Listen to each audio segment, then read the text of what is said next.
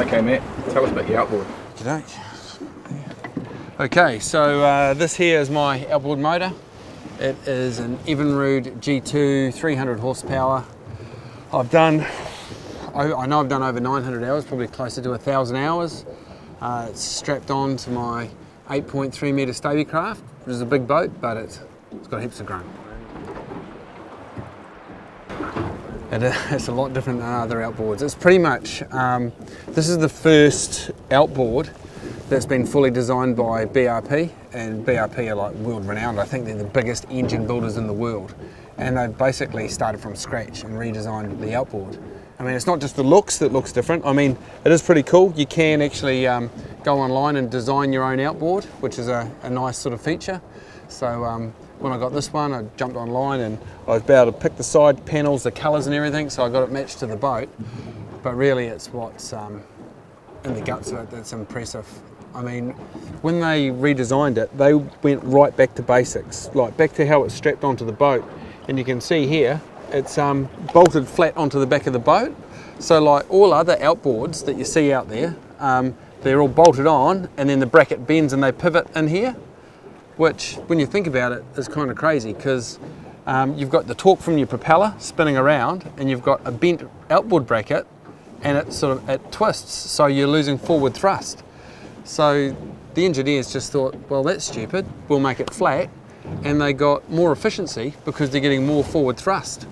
When they found out that flex was a problem, taking away forward thrust, they made the bit you can see here, the pin that we pivot on that outboard is like 4.5 inches thick. So there's not only is there no flex in it, but it gives a better radius for tilting the motor, just stuff like that. I mean, when you think about it, all other outboards, they've just followed an earlier design, and that's how they ended up with that bent bracket system, is because the very first outboard invented, like a little Seagull 2-horse or something, it had thumb screws to screw it on the back of the boat, so they needed that bent bracket. And then as outboards got bigger, they kept making them with bent brackets. And that to me sort of sums up how this is just new thinking in outboards. They've basically started from scratch.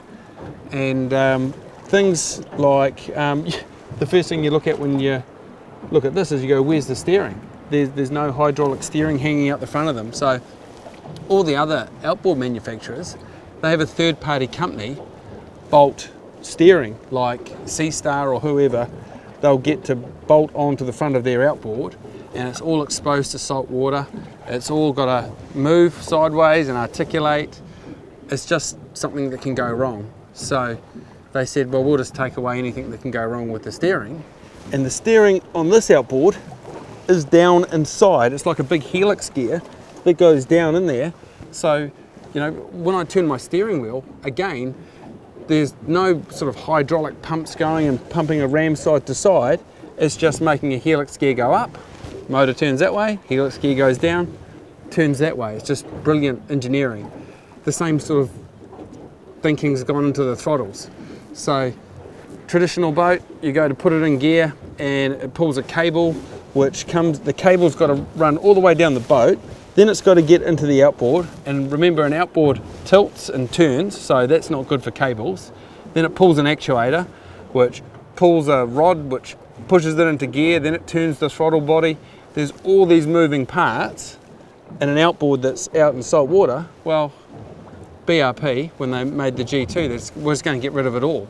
And when I put it in gear, basically there's a wire that goes right down into the gearbox, no moving parts, and it actually goes in and out of gear down there. So all of the moving parts and linkages that could break are gone. So they've gone through and they've eliminated anything that's likely to become a problem.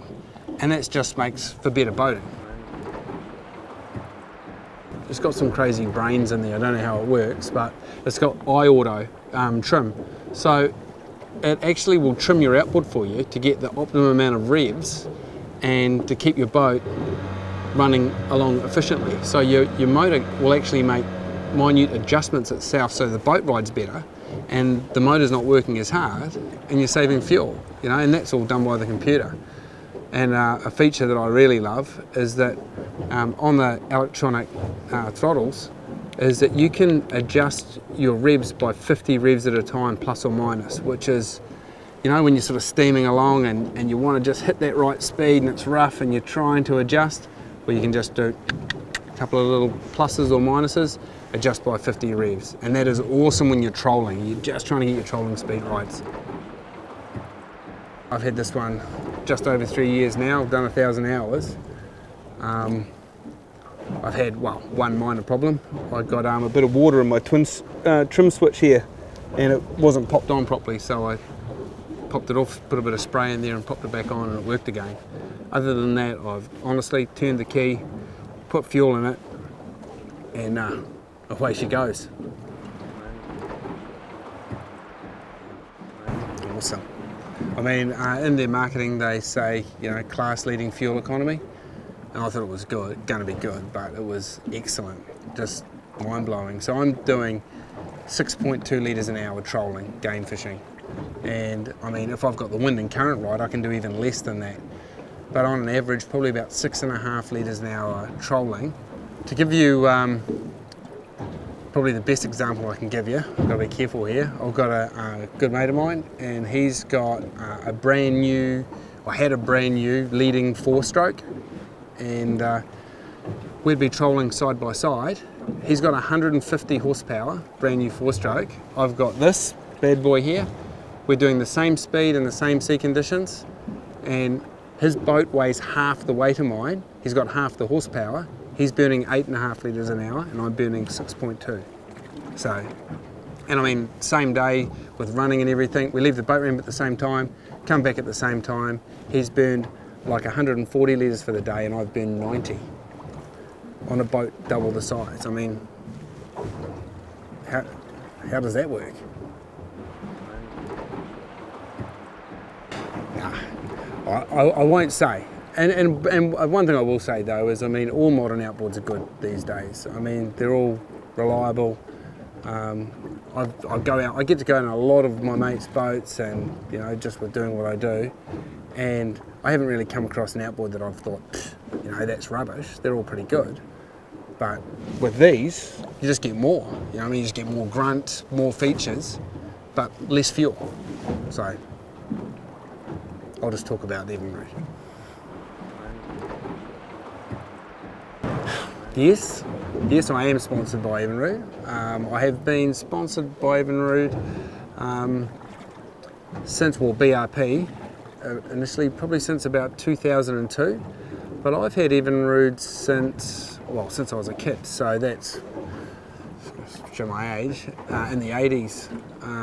I used to burn around, you know, on a dinghy with an Evinrude on it. My uncles, I worked on all the commercial fishing boats, they had Evinrudes. My granddad had an Evinrude, so I've actually used the product and been involved with it long before I even thought of making any tally.